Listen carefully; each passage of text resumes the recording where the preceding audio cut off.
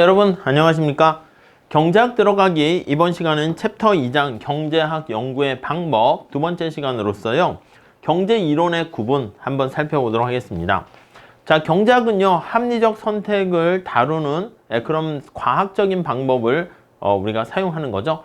지난 시간에 우리가 이렇게 모형을 이용해 가지고 현실을 단순화시킨다 이렇게 하는 경제학의 접근 방법을 살펴봤습니다.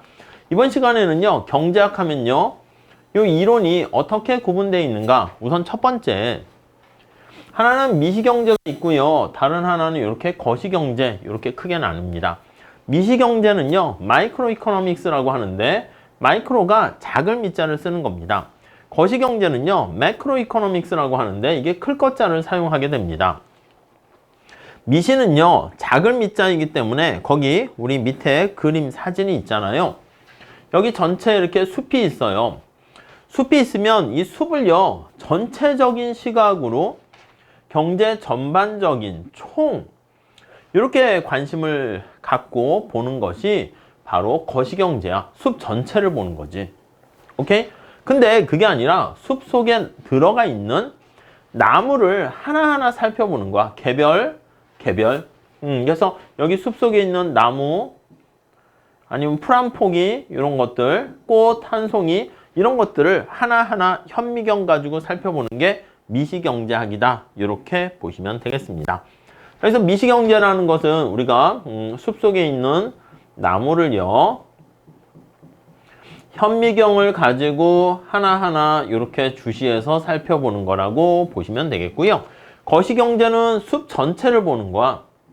숲 전체를 조감을 하는데 멀리서 망원경을 가지고 이렇게 살펴보는 게 바로 거시경제학이다. 이렇게 보시면 되겠습니다. 자, 39페이지 나와 있는데 어떤 숲을 보는데 두 가지 방법이 있습니다. 하나는 첫 번째 줄 보시면 숲속에 들어가 나무 한 그루, 풀 한 포기 세밀하게 들여다보는 방법이 있고 다른 하나는 먼 데서 숲 전체를 바라보면서 살펴보는 게 있습니다. 마찬가지입니다. 자, 우리나라 이렇게 있어서 우리나라 경제가 있는 상황이라 할게요. 그랬을 때 우리나라 경제 전체를 살펴봐서 그 성과를 보는 게 거시경제학이야. 그래서 한 국가 전체의 총생산량, 우리가 소위 GDP라고 얘기하죠. 총고용량, 총물가, 국제수지, 경제 전반에 걸친 이런 것들을 다 살펴보는 게 거시경제학이다. 이렇게 보시면 되겠고요. 미시경제학은요. 요 안에 활동하는 경제 주체들의 행동을 하나하나씩 살펴보는 거야. 얘 이름은요. 우리 경제학에서 세 경제 주체 봤잖아요. 이름이 소비자, 얘는 생산자, 이해 가십니까? 얘는 정부. 이렇게 하나하나 살펴보는 게 바로 미시경제학이 되겠습니다. 자, 여기서 두 번째 단락 보시면 미시경제 이론과 거시경제 이론 있는데 미시경제 이론은 국민경제를 구성하는 개별이라는 말 동그라미 치시고 개별 경제 주체들, 소비자, 생산자, 정부, 주체들의 선택과 개별 시장의 움직임, 사과 시장, 노트북 시장, 스마트폰 시장 그런 것들에 대해서 초점을 맞추는 거예요.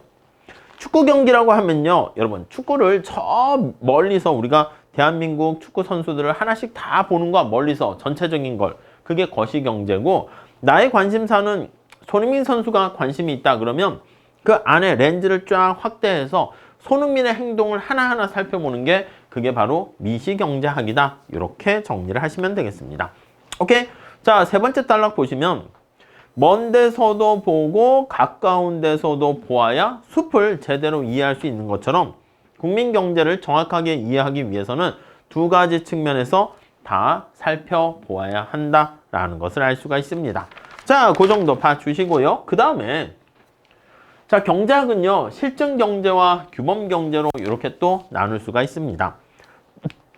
첫 번째 줄에 보시면 자, 실증경제를 파지티브라는 표현을 사용하게 되는데 있는 그대로의 현실을 분석하는 겁니다. 있는 그대로의 사실을 우리가 살펴보는 게 바로 실증경제, 실증명제, 팩트에 대해서 다루는 거야.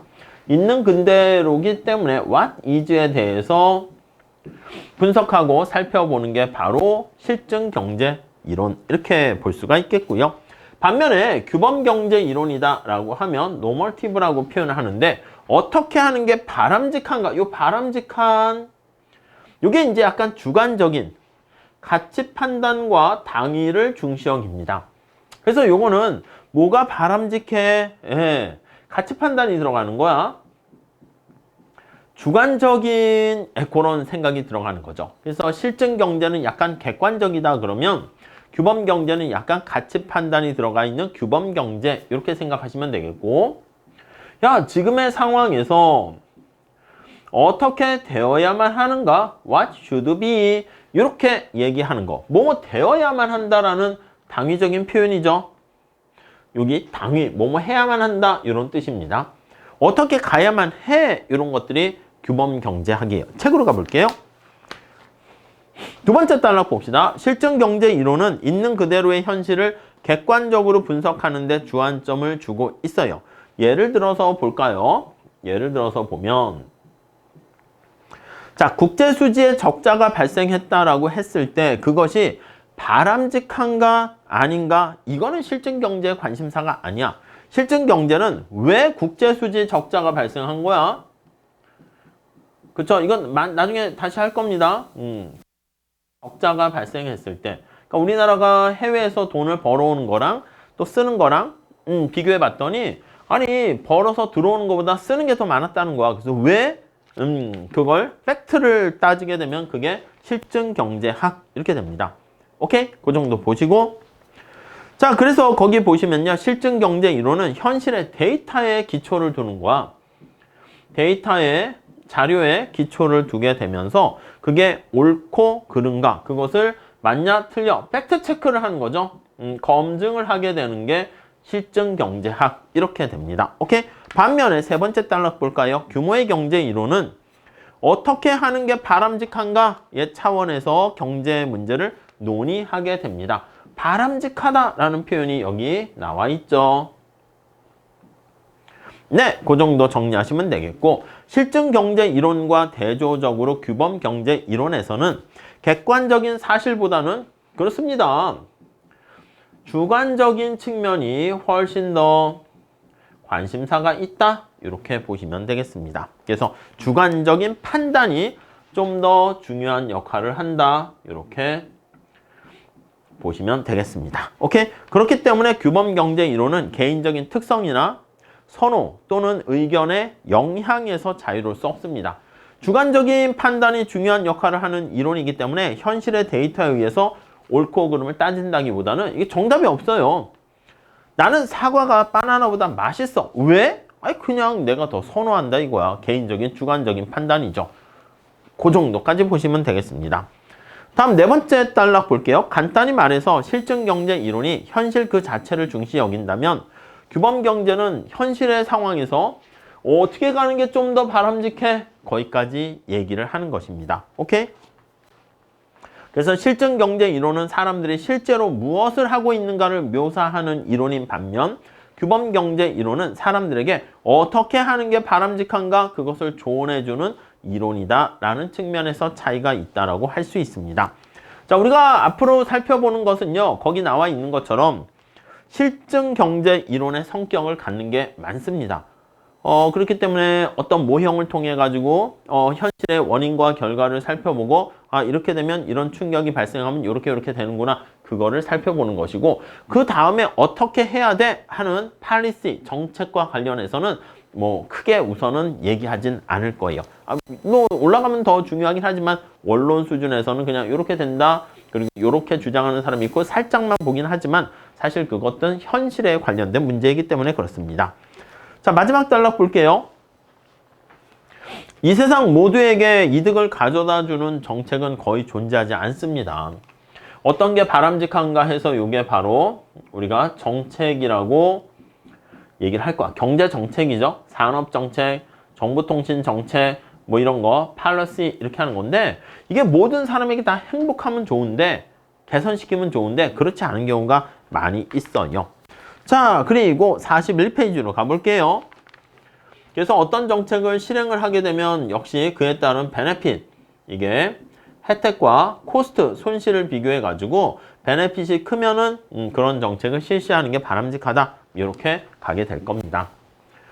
자, 그 다음 두 번째 단락 보시면 41페이지. 현실의 경제 현상을 해석하는 것이나 정책의 어떤 처방을 둘러싸고 경제학자들 사이의 견해를 달리하는 경우가 많이 있습니다. 그러니까 이제 경제학자들은 여기 나와 있는 팩트에 대해서는 사실은 이건 뭐 통계 데이터를 통해서 맞냐 틀리냐 팩트 체크를 할 수 있으니까 의견이 갈라지진 않습니다. 갈라지는 것은 여기야. 자신의 뭐가 바람직하냐 이건 가치 판단의 문제이기 때문에 그래서 거기 한번 볼게요. 물가가 계속 올라가는 것을 보고 어떤 경제학자는 정부가 돈을 너무 많이 푼 게 원인이다. 이렇게 보는 사람도 있고요. 다른 경제학자는 임금 상승에 의해서 압력, 임금을 막 올려달라고 하다 보니까 그래서 물가가 올라간 것이다. 돈을 푼 게 아니야.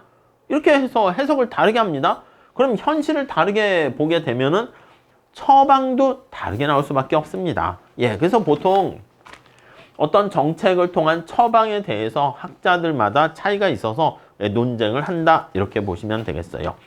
자, 밑에 생각해 봅시다. 얘기가 나와 있습니다. 아래 기사를 통해 가지고요. 2002년 4월 우리나라 사회가 경제를 어느 방향으로 이끌어 가야 하는가에 대한 열띤 논쟁이 벌어진 게 한국일보에 나온 게 거기 나와 있습니다. 불황이 끝나고 회복의 조짐이 보이기 시작할 때쯤 되면 바로 이런 내용들이 언제나 등장하게 됩니다. 그래서 한국은행과 재계가 서로 현실에 대한 인식이 다르기 때문에 처방과 어떤 정책이 달라지는 것을 우리가 확인할 수 있겠습니다. 오케이? 자, 그리고 이러한 견해차가 왜 발생하는가 라고 하면 42페이지 한번 보시면은요.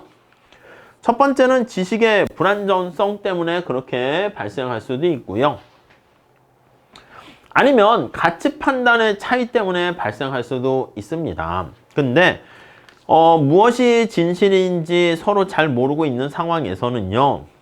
저마다 자기 생각이 옳다고 고집해서 의견 일치를 보기는 힘들어요. 세 번째 줄 보시면 설사 경제의 움직임에 대해서 완전한 지식을 갖는다 해도 그래요. 우리가 뭐 지식이 막 이렇게 많이 축적되면서 지식이 불안정성을 해결할 수 있다 하더라도 경제학자들 사이의 의견 합의를 보기 힘든 것은 앞에서 말씀드린 가치 판단의 차이, 요거는 해결하기는 좀 어렵다. 이렇게 보시면 되겠습니다.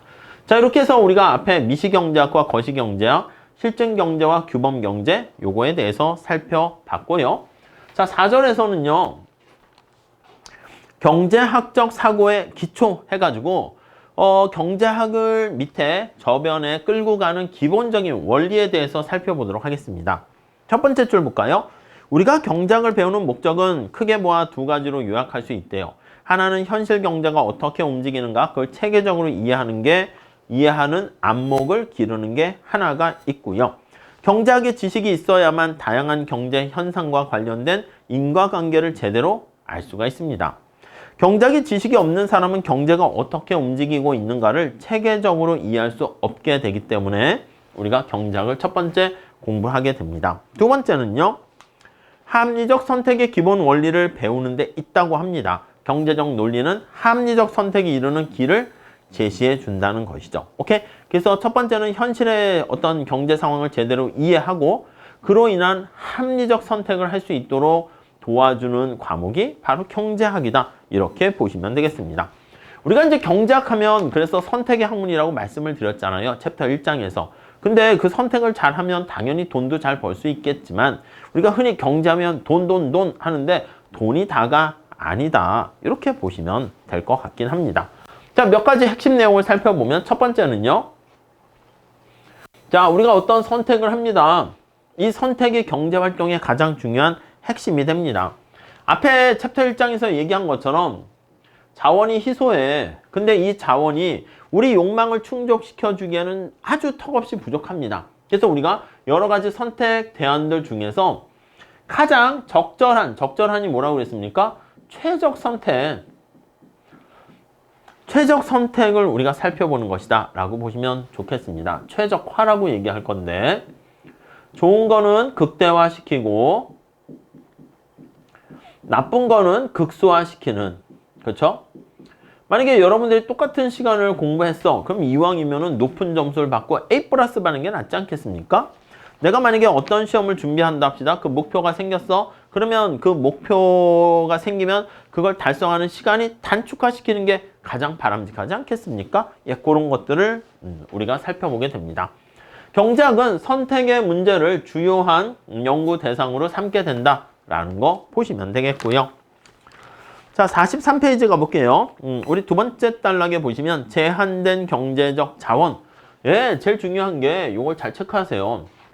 우리가 선택을 해야 되는 건 뭐냐면 자원이 희소하고 제한돼 있다라는 게 중요한 거예요. 제한된 자원 때문에 우리가 어쩔 수 없이 선택을 할 수밖에 없다라고 말씀을 드렸죠. 다음 두 번째.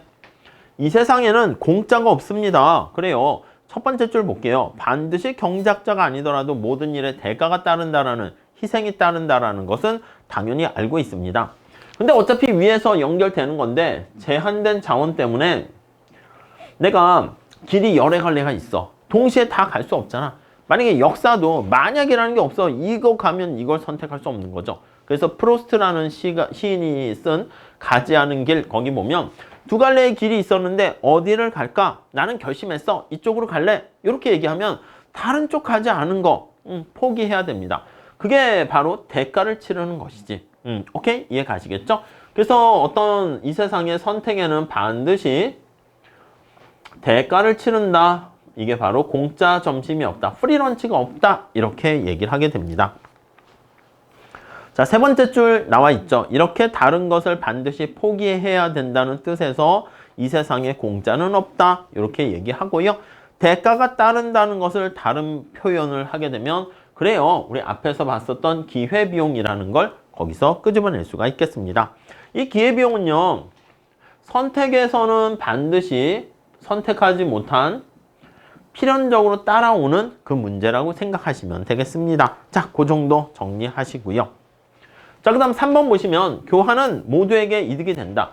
우리 지난 시간에 봤을 때 로빈슨 크루소 경제 생각나십니까?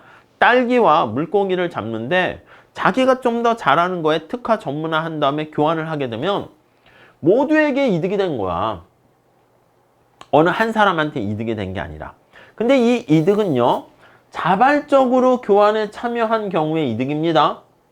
그러니까 만약에 내가 교환에 참여해서 합의를 했다라고 하면 이득이 되니까 교환에 참여하는 것이지 만약에 나한테 손해가 된다? 그럼 누가 같이 악수하고 교환을 하고 계약을 체결하겠습니까? 오케이? 자, 그래서 첫 번째 줄 한번 봅시다. 자, 크루소와 프라이데이의 예를 통해서 교환은 참여하는 모든 사람에게 이득을 가져다 주고 교환을 통해서 이득이라는 것은 좀 더 풍요로운 생활을 누릴 수 있게 된다는 것이죠. 그게 바로 교환의 이득 이렇게 보시면 되겠습니다. 국가 간의 교환 이게 바로 무역의 이득이다 이렇게 보시면 되겠고요. 자, 근데 이 이득이 되려면 모두 자발적으로 참여해야 된다라고 나와 있습니다. 넘어갈게요. 다음 4번 볼게요. 자, 수요와 공급의 힘을 거스르기는 힘들다. 우리 다음 챕터에 볼 건데 수요라는 거와 공급이라는 법칙 요게 있습니다. 시장이라고 하면 바로 수요와 공급을 말씀드린다라고 얘기했었죠. 시장은 수요와 공급과 같은 말이야. 시장이라는 것은 물건을 사려는 사람과 판매하는 사람이 모여있는 장소를 우리가 시장이라고 하잖아요. 그러니까 수요와 공급, 예, 이게 바로 시장 이렇게 보시면 되겠습니다. 첫 번째 줄 볼까요? 자, 물은 그게 없으면 살 수 없을 정도로 굉장히 귀중합니다. 생명 유지에 필요한데요. 근데 다이아몬드에 비해서는 가격이 별로 높지 않습니다. 왜요? 왜 그럴까요? 다이아는 돌덩이에 어떻게 보면 허영심 만족을 하는 데만 만족을 시키는 데만 쓸모가 있는 다이아가 가격이 엄청나게 높단 말이야. 물은 왜 그런지 아시죠? 다이아에 비해서 공급이 되게 많아요. 그래가지고 우리 생명에는 꼭 필요한데 사실 시장에서는 가치가 낮게 평가됩니다. 시장에서 평가되는 것은 앞에서 얘기했던 자원이 희소한 희소성에 의해서 결정이 됩니다. 그래서 아담 스미스가 그 문제를 제기했거든요. 근데 그 문제를 해결하지 못했어. 그래서 아담 스미스가 물과 다이아몬드의 역설이다. 그렇게 얘기하고 문제를 풀지 못하고 역사의 뒤안길로 사라졌어요. 근데 우리는 알고 있어. 희소하기 때문에 그렇다는 거. 그런 원리 뒤에서 다시 얘기할 겁니다. 자, 그래서 두 번째 단락 보시면 그런데 물과 다이아몬드의 이 원리를 수요 공급의 원리를 제대로 이해하지 못하는 듯한 태도를 보이는 사람들이 되게 많이 있습니다. 어떤 상품의 가격이 밑에서 두 번째 줄 보세요. 너무 높거나 낮다고 불평하며 정부가 이에 대해서 어떤 조치를 취해야 된다고 요구하는 사람들이 가장 대표적인 예예요.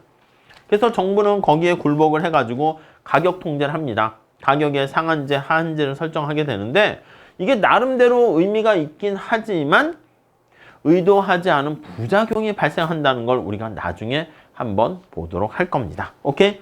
그 다음에 다섯 번째는 마지막 하나가 어떤 영향을 미치는지 살펴보아야 한다. 자, 우리 거기 첫 번째 줄 보시면 경제적인 선택을 무엇을 가능한 한 크게 만들거나 좋은 건 크게 만들거나 나쁜 것은 작게 만드는 극대화, 극소화 이렇게 말씀드렸습니다. 자, 그래서 우리가 소비자는 효용을 극대화하고요. 기업은 이윤을 극대화하고요. 기업은 비용 같은 것은 나쁜 거니까 극소화하고요. 이렇게 말씀드렸죠. 그 둘을 합쳐서 뭐라고 했다? 최적, 이렇게 옵티마이제이션, 최적화 이렇게 얘기합니다.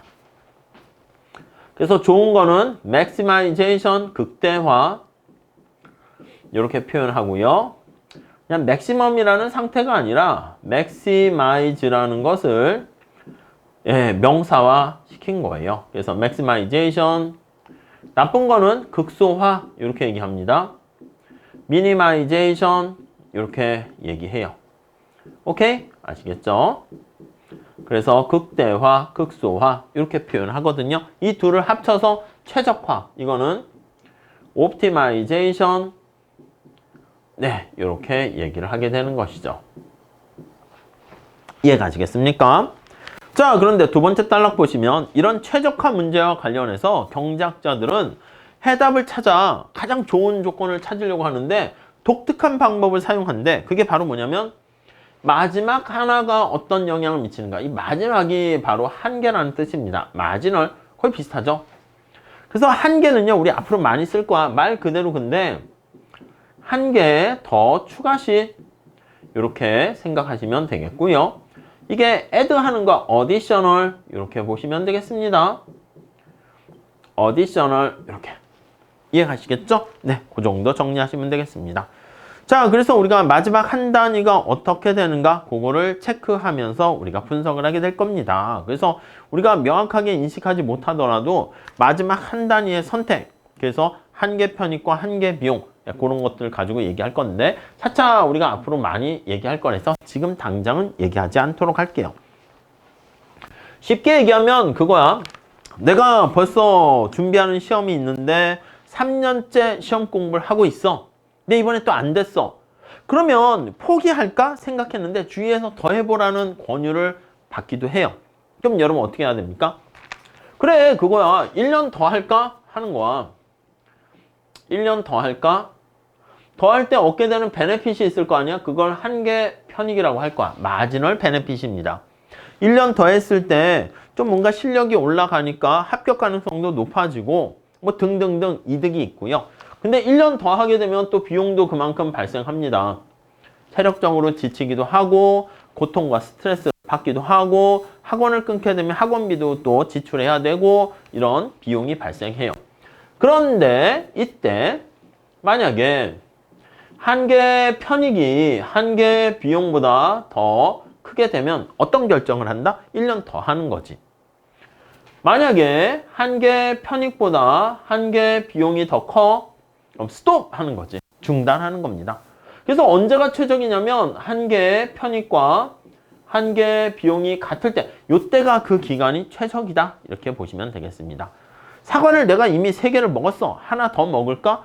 하나 더 먹었을 때 얻게 되는 즐거움과 만족도 있는데 하나 더 먹게 되니까 이제 배도 부르고 막 더부룩한 거야. 발생하는 비용이 있겠죠? 그래서 비용이 크게 되면은 그만 먹고요. 편익이 크게 되면 더 먹고요. 그렇게 됩니다. 오케이, 그 정도 보시면 되겠어요. 자, 그 다음 6번째. 사람들은 유인, 인센티브입니다. 인센티브에 민감하게 반응을 하게 됩니다. 자, 첫 번째 줄 볼까요? 이해타산에 밝아 보이는 사람들은 주위 사람들로부터 별로 좋은 평가를 받지 못합니다. 그렇지만 현실에서 어떤 행동이 자신에게 어떤 결과를 가져올지를 전혀 생각하지 않고 그냥 막 행동하는 사람은 망할 수가 있어요. 그래서 앞에 말씀드린 것처럼 내가 이 행동을 할까 말까 했을 때 얻게 되는 이득과 했을 때 발생하는 비용, 손해를 비교해 봐서 이득이 크면 그렇게 행동을 한다 이렇게 보시면 되겠습니다. 맨 마지막 제출 가보시면요. 어떤 일에 따르는 이득이나 비용의 변화를 변화시키는 방식으로 유인을 인센티브를 주게 되면은 사람들은 그에 따라서 반응을 보이게 됩니다. 정부의 정책이라는 게 다 그런 거야. 이런 반응을 좀 더 바람직한 쪽으로 유도하기 위해서 정책을 사용하는 것이죠. 자, 거기 예를 들어서 종량제 쓰레기 봉투라는 게 있습니다. 그래서 두 번째 줄 보면 나와 있죠. 그걸 만들게 되면은 거기 비용을 높이는 거야. 종량제 봉투를 사용하게 만드는 것은 비용을 사람들이 쓰레기 버리도록 하는 그 비용을 높이게 되니까 그 쓰레기를 막 버리는 행위를 좀 줄일 수가 있게 되는 것이고요. 자선단체에 만약에 기부를 하세요. 기부를 좀 촉진하기 위해서 기부에 따른 만약에 세제 혜택을 준다 할게요. 세금을 깎아준다는 거야. 어떻게 하겠습니까? 기부를 안 하면 그 돈은 다 세금으로 뺏어가겠어. 근데 기부하면 세금을 깎아주겠어. 그럼 그냥 기부하는 게 착한 일도 하는 것뿐만 아니라 세금을 줄일 수 있구나. 그럼 기부를 하게 된다는 것이죠. 오케이. 그렇게 해서 그런 기부 행위를 촉진시키거나 나쁜 것은 억제시키는 그런 방법을 사용하는 게 바로 사람들에게 어떤 인센티브를 통해서 변화를 유도한다. 이렇게 보시면 되겠습니다. 다음 7번째는요. 시장은 굉장히 효율적입니다. 효율적이라는 것은 낭비가 없다. 이렇게 보시면 되겠습니다. 여러분도 마찬가지야. 나는 말이야 더 이상 이거보다 열심히 공부할 수 없어. 아무런 시간 낭비도 하지 않고 공부하고 있어. 이게 바로 효율적인 공부 방법이라고 생각하시면 되겠어요. 근데 시장은 효율적이지만 완벽한 건 아닙니다. 오케이? 자, 첫 번째 줄 볼게요. 경작자들 사이에는 보이지 않는 손, 그게 바로 시장이야. 가격이고. 그거에 대한 믿음은 거의 종교에 가까운 수준이라고 할 수가 있겠네요. 그래서 시장의 가격, 이게 바로 보이지 않는 손이다. 아담 스미스가 얘기한 이렇게 보시면 되겠고요. 자원을 효율적으로 배분한다는 측면에서 시장기구가 최선의 수단이라는 사실에는 의문의 여지가 없습니다. 그렇지만 시장기구가 다른 측면에서 여러 가지 문제점을 안고 있는 것도 사실입니다. 이런 문제점에도 불구하고 전반적으로 시장 경제보다 더 나은 체제를 찾을 수 없다는 게 경제학자들의 믿음이야. 그러니까 우리가 아니 시장이 완벽합니까? 아니라니까. 근데 시장보다 더 나은 대안이 있습니까? 또 그건 아니야. 그래서 우리가 그냥 시장 메커니즘의 자본주의 시스템을 우리가 적용한다. 이렇게 보시면 되겠습니다. 자, 두 번째 단락에 보시면 모든 것을 시장에 그럼 다 맡기는 것을 자유방임이라고 하는데 이게 여러 가지 바람직하지 못한 결과를 초래하기도 합니다. 그래서 시장의 가격에 맡겼는데 바람직하지 못한 결과를 초래하는 것을 우리가 시장이 실패했다 이렇게 얘기를 할 거예요. 이해 가시겠습니까? 자, 이 시장 실패는 저 뒤에서 다시 한번 보긴 할 건데요. 첫 번째는 시장에 맡겼더니 독과점 기업이 너무 힘센 기업이 하나 등장해서 시장을 막 망가뜨려 버리는 거야. 그래서 막 생산량도 줄이면서 가격은 높이 올려서 소비자들에게 막 피해를 부담을 전가시키는 그런 문제들 독과점 문제라고 얘기합니다. 그리고 또 오염물질이 방출돼. 근데 이걸 원래 비용에 포함시켜야 되는데 환경오염 같은 거 그걸 잘 모르기도 해. 그걸 외부성이라 할 겁니다. 그런 것들 때문에 우리 환경이 파괴되는 거 이것도 시장에서 해결되지 못하고요. 그 다음에 국방이나 치안 서비스 같은 거 이런 거요. 꼭 필요한 거 아니겠습니까? 근데 이걸 민간에서 공급하다 보면 바람직한 최적 수준보다 과소 공급됩니다. 그래서 이게 정부가 나서가지고 좀 뭔가 적절 수준으로 군대를 양성하고 경찰을 배치하고 뭐 그렇게 되는 것이죠. 이런 것들은 주로 이제 공공재다 이렇게 얘기해서 뒤에서 다시 한번 살펴보게 될 겁니다. 오케이, 그 정도 보시고 자, 여기서 마지막 단락 볼게요. 대부분의 경제학자들은 이와 같이 시장기구의 한계를 솔직히 인정합니다. 그래서 이걸 개선책을 찾으려고 노력을 하고 있고요. 시장의 힘을 결코 무시해서는 안 되지만 또 너무 믿어서도 안 된다고 경제학자들은 생각을 합니다. 다음 8번째, 정부가 유용한 역할을 할 수 있습니다. 근데 앞에서 얘기한 것처럼 시장이 제 기능을 잘 못하는 시장 실패가 발생하면 정부가 적절하게 개입을 해서 좀 더 유용한 바람직한 결과로 갈 수 있도록 유도할 수는 있는데 오히려 그러한 정부의 행동이 상황을 더 악화시킬 수도 있습니다. 오케이? 자, 그래서 거기 보시면 첫 번째 줄 볼게요.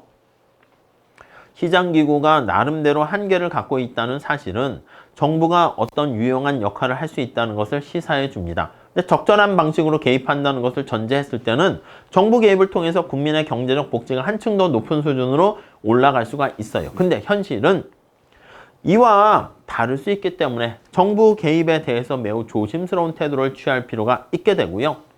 현실에서는 정부 개입이 상황을 한층 더 악화시키는 방향으로 몰고 갈 수도 있어요. 왜? 아니 정부가 개입했는데 왜 이렇게 상황을 더 악화시켜? 아니요. 환자가 시장이야. 근데 시장 실패로 환자가 왔어. 정부가 의사야. 근데 의사가 돌팔이 의사야. 그럼 어떻게 돼요?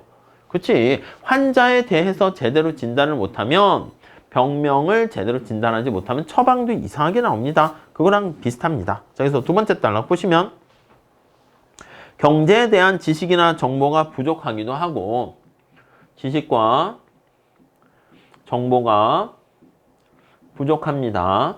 잘 모르는 거야. 네, 그렇게 되기도 하고 정부를 움직이는 정치인과 관료들의 문제가 있거나 그치? 이게 정부 하면은 정치인 그리고 공무원이지 관료 아니 이런 사람들이 뭔가 사익을 추구하는 거야. 국가와 민족을 위해서 추구하는 게 아니라 뭐 복지부동을 한다거나 뭐 등등등. 자, 그 다음에 거기 여러 가지가 있어요. 이거 저 뒤에 시장과 정부 파트에서 다시 볼 겁니다. 어떤 일과 관련해서 큰 소리로 정부 개입을 외치다가 막상 개입이 이루어진 이후의 상황을 보고 더 큰 실망에 빠지는 경우가 되게 많이 있습니다. 그래서 경제학자들은 정부가 좀 더 유용한 역할을 할 수 있도록 만드는 방안에 대해서도 관심을 갖게 되는 것이죠. 다음 볼까요? 자, 다음 앞에 자선의 경제학 있잖아. 46페이지. 워렌 버핏의 자선의 경제학. 그것도 여러분들 한번 체크를 해 보시고요. 그 다음에 48페이지 경제학 교육의 효과. 이것도 한번 체크해 보세요. 만약에 경제학을 공부한 사람들과 그렇지 않은 사람들, 경제학을 공부한 사람들이 거기 나와 있는 좀 더 진짜 이기적이고 뭐 그렇게 될까? 그런 거 실험을 통해 가지고 이렇게 제시해 주고 있는데 한번 읽어볼 필요가 있을 것 같습니다. 넘어갈게요. 자, 그 다음에 9번째 한번 보시면 한꺼번에 효율성과 공평성의 두 마리 토끼를 쫓기는 어렵다. 우리가 경제학에서 추구하고자 하는 바람직한 상황은 낭비가 없는 효율성과 그리고 골고루 부와 소득을 분배하는 게 바람직하다 하는 공평성이 있는데 이 두 마리 토끼를 한꺼번에 해결하기가 쉽지 않습니다. 그래서 현실에서는 뭐 둘 다 잡으려고 하다 보면 둘 다 놓칠 수 있기 때문에 적절한 타협을 해야 되는 경우가 많습니다. 자, 그래서 거기 첫 번째 단락에 바로 그런 얘기가 있고요. 두 번째 단락 보시면 자, 그런데 현실적인 여건 때문에 효율성과 공평성의 두 마리 토끼를 한꺼번에 쫓기는 어려워집니다. 그래서 경제가 효율성 위주로 운영되다 보면 공평성의 문제가 생길 수 있고 그러니까 뭐 그런 거지. 축구를 하는데 손흥민 선수가 굉장히 잘해. 근데 손흥민 선수만 계속 뛰게 하는 거야. 그러니까 다른 선수들한테는 뭔가 기회가 없는 거지. 벤치에만 계속 앉아 있는 거지. 그러니까 이게 약간 손흥민만 더 잘 나가고 또 계속 뛰다 보면 또 실전 감각도 생기니까 더욱더 잘하게 돼요. 벤치에 앉아 있어서 구경만 하다 보면 이건 또 자기가 뛰지 않게 되니까 경험이 부족해서 자꾸자꾸 격차는 더 벌어집니다. 그러니까 효율성만 추구하다 보면 이쪽에 공평성 측면에서는 또 문제가 될 수도 있게 되는 것입니다. 그래서 두 가지 목표가 충돌하는 트레이드오프 관계에 직면하는 경우가 많은데 그때 어디에다가 적절한 밸런스를 맞추는 그런 것들도 되게 중요하고요. 마찬가지예요. 물가 안정과 고용 안정. 이것도 두 마리 토끼예요. 이걸 동시에 달성하기도 굉장히 어렵습니다. 그래서 첫 번째 줄 보시면 물가가 안정돼서 요즘 인플레 때문에 물가가 올라가지고 이제 많은 경제 주체들이 힘들어 하잖아요. 물가를 잡으려고 해. 인플레를 잡으려고 해. 근데 인플레를 잡으려고 하다 보면 어쩔 수 없이 경기 침체가 따라오는 경우가 많습니다. 그럼 실업이 증가하는 문제가 생기는 것이죠. 자, 그렇기 때문에 운이 좋아서 둘 다 잡는 상황이 일시적으로 발생할 수 있지만 현실적으로 봤을 때는요, 이걸 동시에 달성하기가 좀 어려운 경우가 많아요. 그럼 어떻게 해야 됩니까? 둘 중에 어느 쪽에 더 우선순위를 두느냐에 따라서 정책의 목표가 그때그때 상황에 맞춰서 조금 달라지는 것이죠. 오케이? 자, 그래서 두 번째 단락 보시면 동시에 달성하는 게 되게 힘들어서요. 예를 들어 볼게요. 고용 안정을 위해서 정책을 사용하게 되면 물가가 불안정해져서 인플레이션이 발생할 가능성이 많고요. 물가 안정을 위해서 정책을 사용하게 되면 고용이 불안해질 가능성이 높다. 이렇게 정리를 하시면 될 것 같습니다. 자, 이렇게 해서요. 우리가 이번 시간에는 미시경제학과 거시경제, 실증, 규범 등등등 거기서 더 나가서 경제학적 사고의 기초라 해가지고요. 경제학을 지배하는 한 10가지 법칙에 대해서 우리 살펴봤습니다. 자, 요거는 경제학에 대한 전반적인 기초 얘기가 되는 것이고 다음 시간에 수요 공급에 대해서 우리 살펴볼 텐데 그거 거기서부터가 이제 경제학 약간 기본이 되는 이론의 시작이다 라고 보시면 되겠습니다. 자, 다음 시간에 이어서 같이 공부하도록 하겠습니다. 감사합니다.